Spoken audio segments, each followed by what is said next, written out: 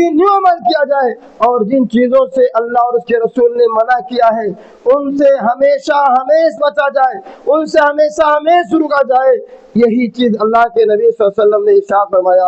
اور جو ان چیزوں پر قائم رہتا ہے، یعنی استقامت اختیار کرتا اللہ رب العالمین پر ایمان لانے کے بعد، قرآن مجید شاہد ہے۔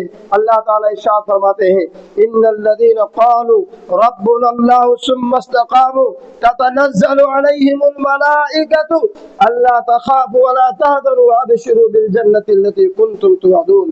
اللہ رب العالمین ارشاد فرماتے ہیں کہ جن لوگوں نے کہا کہ ہمارا رب اللہ ہے، پھر اس پر ڈٹ گئے، ایسے لوگوں کے پاس اللہ کے فرشتے نازل ہوتے ہیں اور بشارت دیتے ہیں، تتنزل علیہم الملائکۃ الا تخافوا ولا تحزنوا، کہ ڈر نہ کرو، تمہارے دل میں ڈر نہ ہو، غمگین نہ ہو، اور اس جنت کی خوشخبری ہے تمہارے لیے جس کا تمہیں وعدہ کیا گیا ہے۔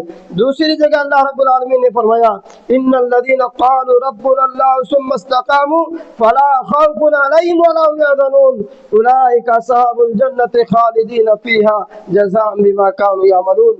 اللہ رب العالمین نے فرمایا کہ جن لوگوں نے کہا کہ ہمارا رب اللہ ہے اور پھر اس پر ڈٹ گئے، اللہ رب العالمین فرماتا ہے پھر قیامت کے منظر سے تمہیں کوئی خوف نہیں ہونا چاہیے، قیامت کے دن سے تمہیں غمگین نہیں ہونا چاہیے۔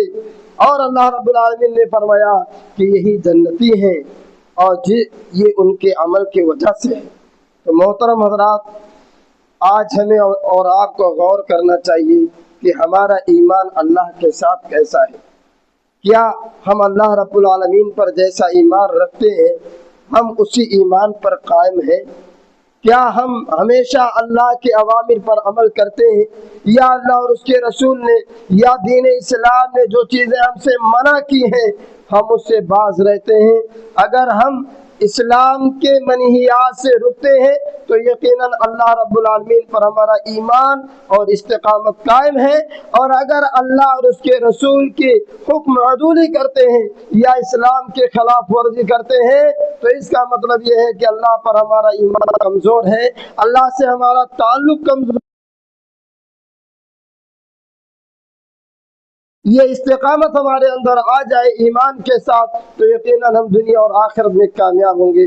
اللہ رب العالمین سے دعا ہے کہ بار الہ ہم تمام لوگوں کا ایمان اللہ کے ساتھ مضبوط کر دے۔